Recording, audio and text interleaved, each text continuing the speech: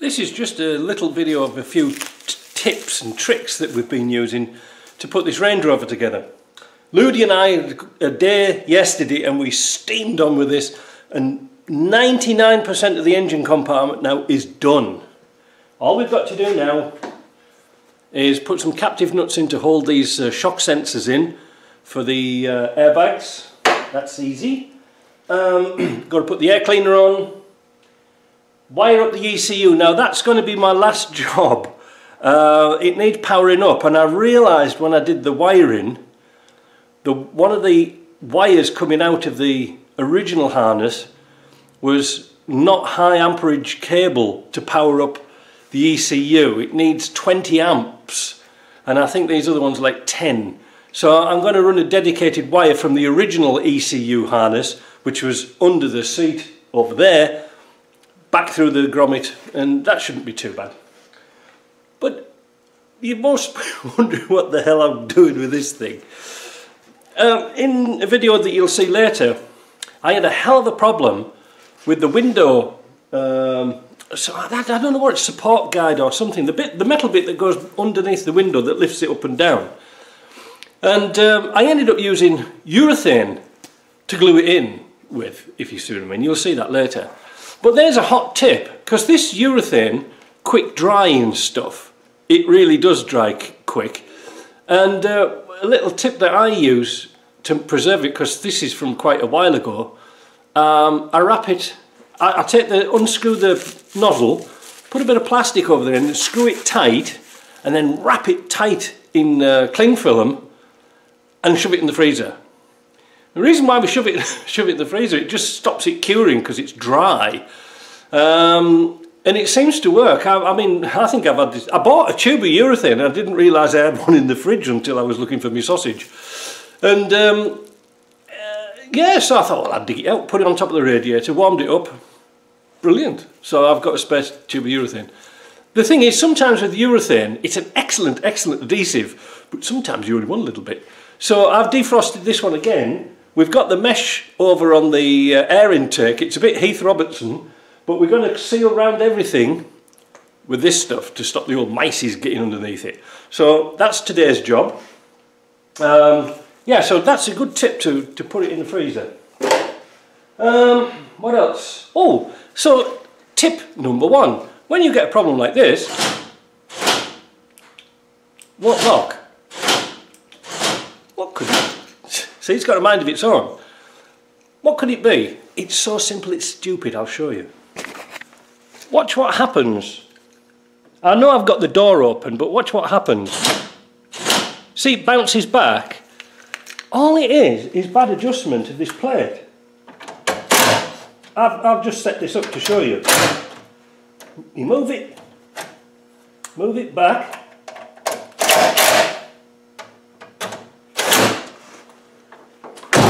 Shut the door. Fixed. See how easy that was? A lot of people get problems with central locking, and you know the things are bouncing up and down like nobody's business. You can't work it out. It could be just one motor that's gone out of line. There's like contacts inside, so it doesn't know whether it's open or closed. So that's a good tip, isn't it? I'll show you an even better one. I'm a bit close to the wall here, but never mind. I originally got Ludi to come round to help me fit the screen in, because I'm going to have a go at myself, because I couldn't do worse than those clowns from the glass fitting shop. But last night, the night before he came, I had a bit of a thought, a bit of a thinking about these windows. The biggest problem is that when you put the rubber into the frame, because this isn't like a Defender one, where you put the rubber around the glass and then pull it in with a string. This one, you put the rubber into the frame, and because it folds over, it's just like the Alpine window seals here that we're all familiar with, the ones that we hate. Well, what the problem is, and I know why they were struggling with it, is if you look very carefully at the profile, this is not too bad. This gap is quite wide open. This is so the bottom one, the thin one, goes in your metalwork, and the thick one goes into your glass. You put your glass into there. We've done videos on this before. But when we did this one, the rubber, when it came out the factory, was sort of like that. And that's why they were struggling, because you couldn't drop it in. Even it doesn't matter if you put 100 gallons of soapy water and it wouldn't make a difference, because you're fighting against that. So I had an idea. What I did was, I got the window fitting cord, this, I think it was 8mm cord, and I put it into the rubber overnight. And you can see I've just pulled a bit out here, but you see the gap's opened now. That's brilliant. So that means we can put the glass in quite easy. So I'm just going to leave that until tomorrow. Ludi's coming back. But again, at the same time, another idea Ludi had was to go across this with a hot air gun and warm it up so it's really pliable. They never do these cold, you'll never get them in. But I think what happened, well, I'll have to come over here, I can't get it in camera. So what happened when they were fitting this window, why they struggled so much, like in the manual it says put the glass in at the bottom, but if you look at the top here, what they were doing was they had the glass touching the framework here, so they put it in at the bottom. They were trying to get the glass in at the top, but it was touching here. It's supposed to go underneath here. It is a bit of a tight fit, but it's possible to do. So we're going to try that. Like I say, I don't like fitting glass in these, but just by fitting some, even if I could have got some wider cord, that would have been better. And I might just have a tootle off down at the shop and see if I can find some wider stuff, because it is working, it's pushing it right out. Because, as again, if we look at this section here, this cross section, we have to put a filler strip in here. So it doesn't matter how far that goes. You see what I mean? If it's like that, it would be even better. Just drop the bloody thing in. I think I might just do that tomorrow, this afternoon actually. Yeah. Oh, another good news. There's so much good news. Most of the wiring is done now except for the ECU, as I mentioned already. I've got an old ECU in there that's not got the security code in, because I can't work out how the security code works, but we've already bought a standalone computer for this instance. We had it reprogrammed in the UK. But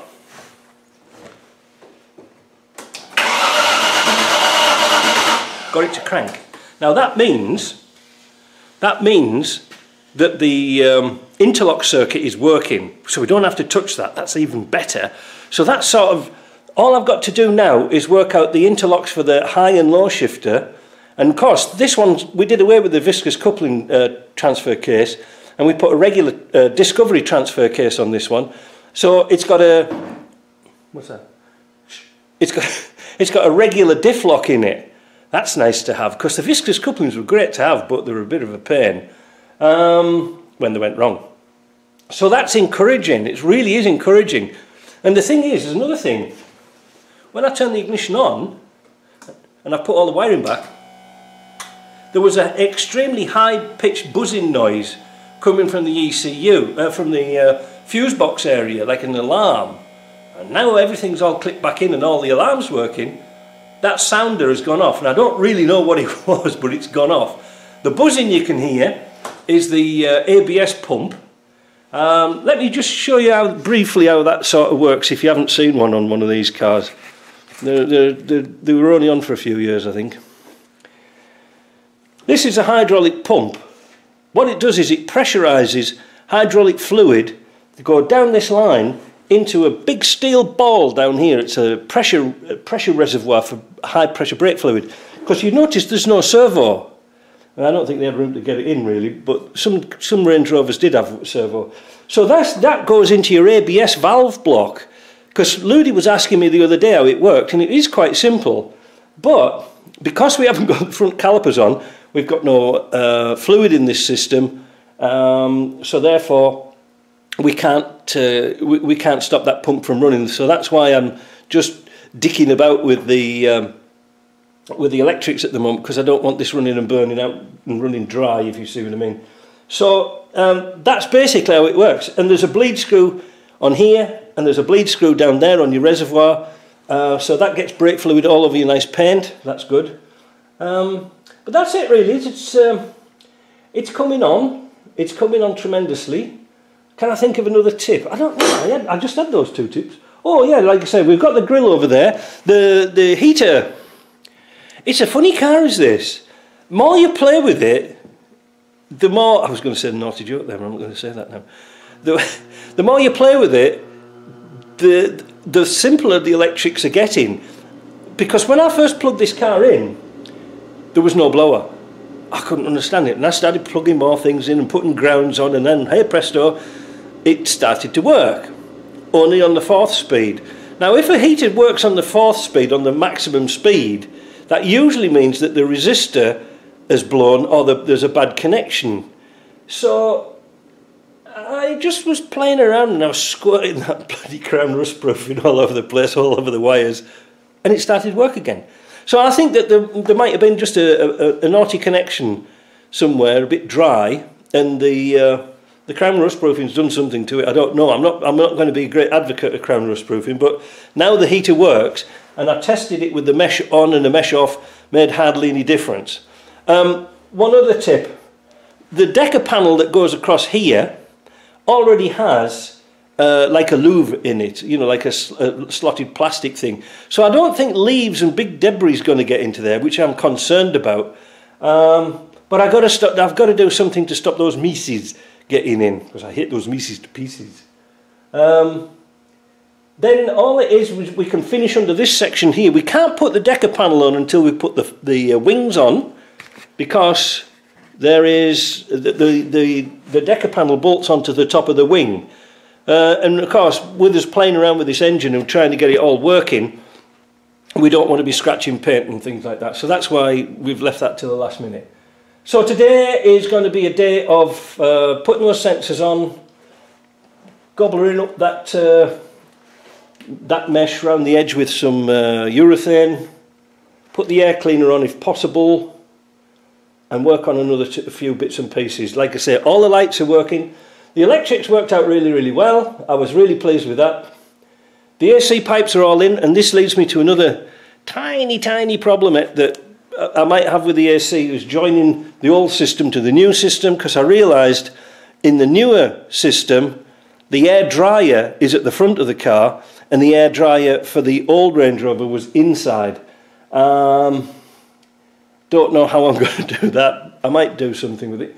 There's no reason why I can't get it to work, but yeah, it's coming on in leaps and bounds. Excellent. See you later if I've got any more tips. So, I like that idea of putting the cord in the rubber and it opened it out. So, like I said, I went down to Canadian Tire and I got some thicker stuff. I got some 10mm or 3/8. I'm going to show you in a minute how far it opened that gap up. You'll see. So here we go. When we take the string out, look at that gap now. We can just drop that window straight into there instead of fighting with it. So I'm going to leave that in until Ludi comes, and then we're going to pass the hot air gun around that just to soften it up and make it supple. But I think that shall work. But I also found something else at Canadian Tire which would be quite interesting. Canadian Tire has regular rolling sales, if you see what I mean. You have to wait a little while for things to come back round on sale. And what did I find when I was in the shop? These extractors are back in, and I bought 10 of them, and I've put them back in my shop. Now these are one of the best tools I've ever had for extracting nuts and bolts, and you can see how mucky my set is. Just let's have a look down here so I'm not pointing up in there. Which way's the top? There you go. So that's my set, and I use it all the time. But they were less than half price when I got them. So the regular price is $70 plus tax. So, ladies, if you're interested in getting your gentleman something that you would really, really like and find useful instead of a pair of socks, well, I've put them in the shop, all right? Now, the reason why I do that is because they're ludicrously expensive. But if somebody wants them, well, I've got them. I just put a little small markup on them, and that's it. So some things work out, you know, there's a reason for being there, isn't there? So that's good. So, yeah, so the next video you'll see is probably me and Ludi, or Ludi and I, trying to put this windscreen in. That's going to be fun. See you later. Ta-ra.